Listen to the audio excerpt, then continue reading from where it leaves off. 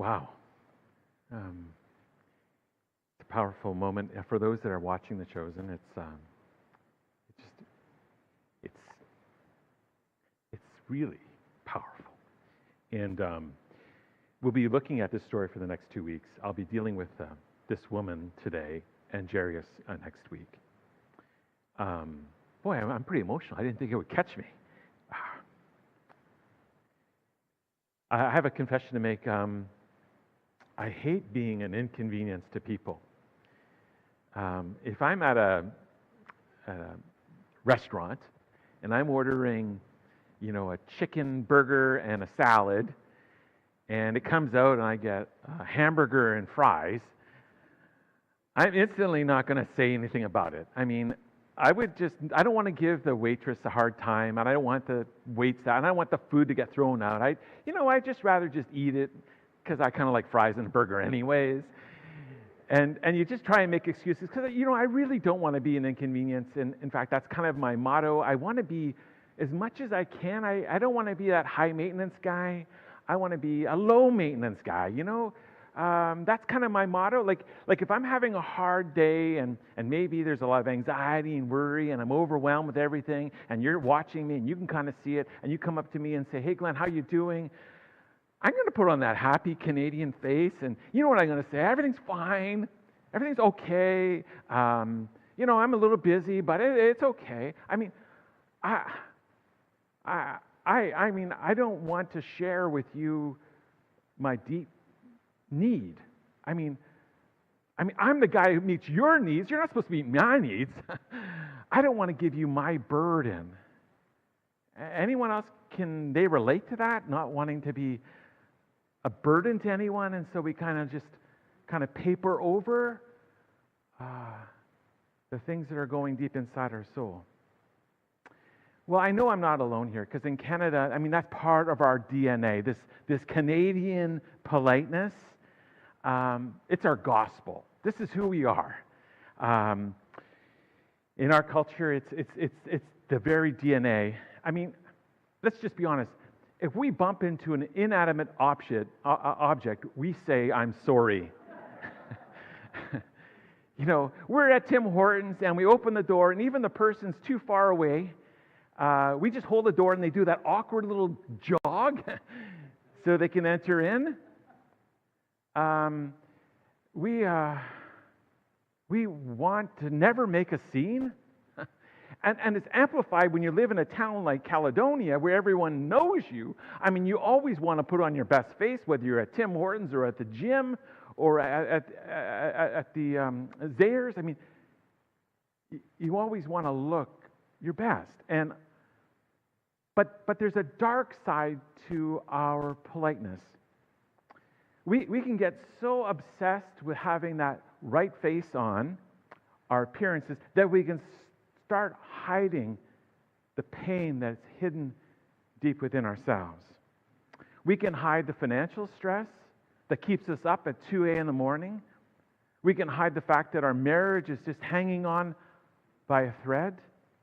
We can hide the fact that we have anxiety or depression, that we've got a medical diagnosis that's absolutely terrifying us. We can hide it, and we just think, if I just put my head down and just keep on keeping on, it's going to be fine. I don't need any help here. But that just leaves us in a crowded room being absolutely isolated. We become experts at looking good while bleeding on the inside. When our politeness becomes our religion, the church becomes a museum for the good and not a hospital for the broken. You cannot be healed what you're hiding from God. And that's what this chapter 5 in Mark's Gospel is really getting at. Jesus is trying to get at this truth. And we're looking at a woman who's been polite all her life, and she is hiding in the shadows until she reaches a breaking point where she can no longer be polite. If you've been watching The Chosen Season 3, this is episode 4 and 5 where this story gets unpacked for us. And I want to bring you to the scene. We have Jesus coming to Galilee, and he is a rock star. There's a massive, chaotic crowd all around Jesus, and they're just wondering what's this next miracle that he's going to do. And this crowd is here, and yet it gets pulled away, and there's this very prominent man. He's the leader of the synagogue. He's coming through. He's wealthy. He's respected. He's clean, and he breaks to the front of the line, and he gets eye contact with Jesus, and he asks Jesus for some help. His 12-year-old daughter is dying. And Jairus does what you should always do. He's doing it all right. He's getting to Jesus. He's asking Jesus for his help. And Jesus says yes. And this massive crowd and Jairus begin to move towards Jairus' home. It's a high-profile 911. But in that crowd is this woman. And she's wondering. We don't know her name. The Chosen call her Veronica, but we really don't know her name. The Bible says that she's a woman who had been subject to bleeding for 12 years.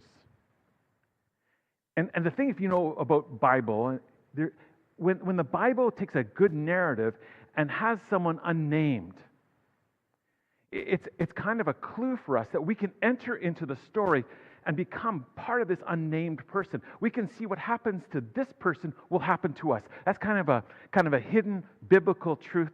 I've unlocked it for you now. So when you read the Bible and you see an unnamed person, that's our opportunity to step into the story as one who's hiding in the shadows, watching Jesus come by. And then we can start to do what this person does and have the outcome that person has as well. And so 12 years, she's been hiding in the shadows for 12 years. Think about that. What were you doing 12 years ago? 2014? For 4,380 days, this woman suffered with hemorrhaging. 4,380 days. Physical pain. But it was more than that. The law of that day, the purity law of that day, found in Leviticus chapter 15, says that she was unclean. What that meant was that if she sat on a chair, that chair was unclean. If she touched her husband was unclean. It meant that she couldn't go to the synagogue. She couldn't hug a friend. She was unclean.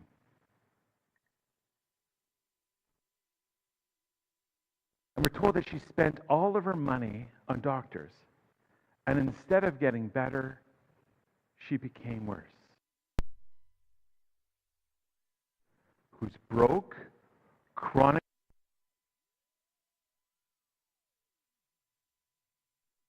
in the crowd, watching Jesus go.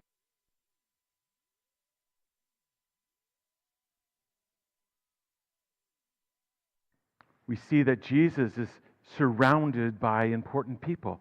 I mean, the leader of the synagogue. And they're on their way to an important task. It's 911 emergency. I mean, there's no time to stop him. But this woman has to make a choice in this split moment. The polite thing to do, the legal thing to do, is to stay away. I mean, you don't want to interrupt the rabbi on this important assignment. You don't want to risk making him unclean. You don't want to make a scene. But desperation makes way for the death of politeness. Mark 5:27 says this: when she heard about Jesus, She came up behind him in the crowd and touched his cloak because she thought, if I just touch his clothes, I'll be healed. Now notice, she's not asking for very much. She's not asking for a meeting. She drops to the dirt. And in the television show, we see it dramatized. She gets trampled and kicked and shoved. And she crawls to the dust, and she reaches up and she touches the fringe of his robe. And instantly, the bleeding stops. 12 years in a nanosecond is healed. She did it. She got what she wanted without making a scene. She got she now flipped back into the shadows and quietly go home. But in this very moment, the parade stops and Jesus stops walking. He looks around and he asks what seems to be a most ridiculous question: who touched me? His disciples laugh at him and say, all these people have been crowding in. What do you mean, who touched you? And we ask, why does Jesus do this? I mean, he already healed her. Why force this terrified, previously unclean woman to stand in front of this whole crowd and risk the judgment? Because Jesus had more healing to do. Jesus wanted to heal her from the shame, from the trauma, from the isolation, not just her physical suffering. If she had sneaked away, she would have been perfectly physically well, but she still would have viewed herself as a thief who stole a miracle. She would have acted like an outcast. There was so much more to heal. The trauma, 12 years, the pain, emotional, spiritual, poverty. Who touched me? We're told that she comes forward. She's trembling with fear. She falls at his feet and she tells him, we're told, the whole truth. It was me. In verse 34, we're told, this is Jesus' response: daughter, your faith has healed you. Go in peace and be freed from your suffering. From all of your suffering. Be freed. Daughter. It's the only time recorded in the Gospels that Jesus uses this word to address this woman. It's a specific term of endearment. He doesn't call her woman. He doesn't call her unclean. He calls her family. He forced her out of the shadows so he could publicly restore her dignity. He stopped the whole world. He delayed an important leader. He made Jairus wait just to look at a desperately broken woman eye to eye and say, you belong to me.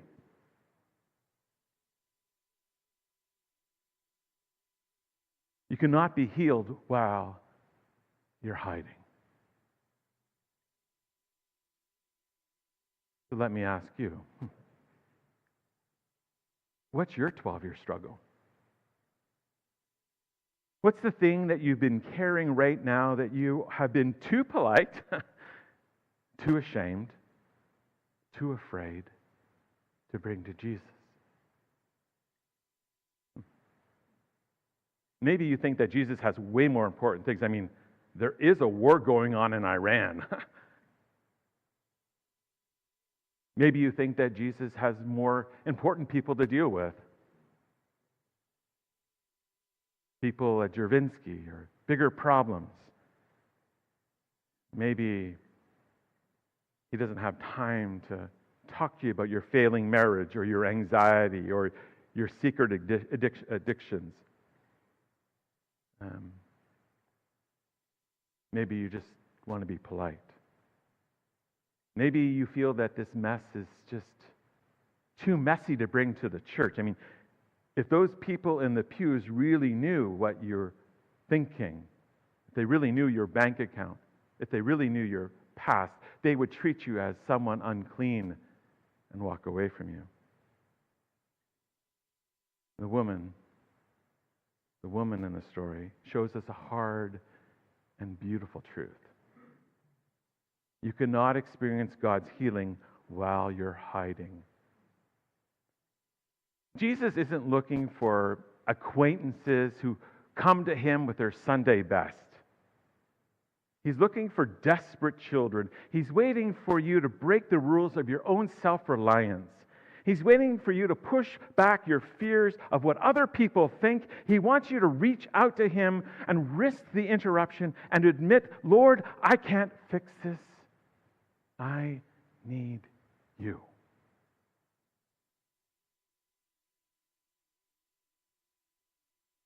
If you bring your uncleanness to Jesus, he doesn't get dirty. You get clean. You cannot be healed while you're hiding.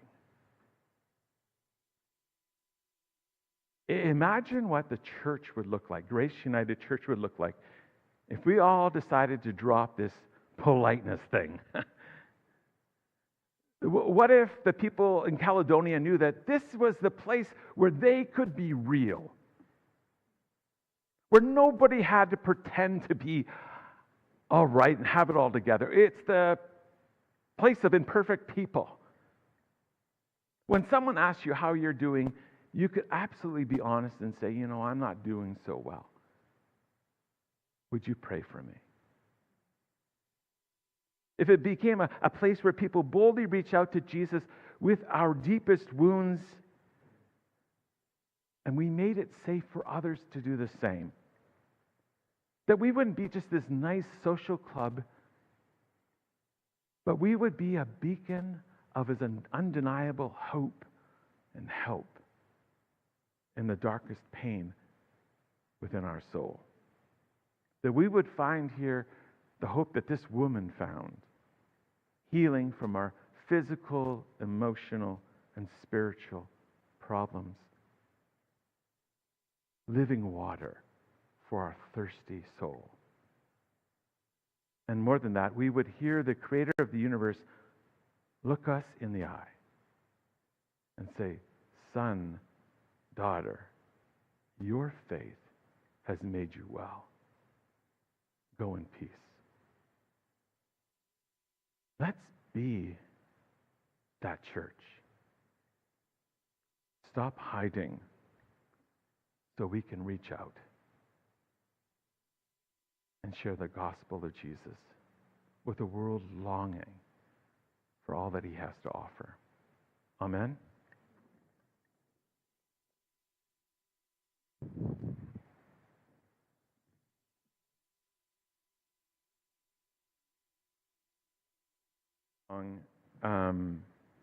Is a new one as well. It's one in our more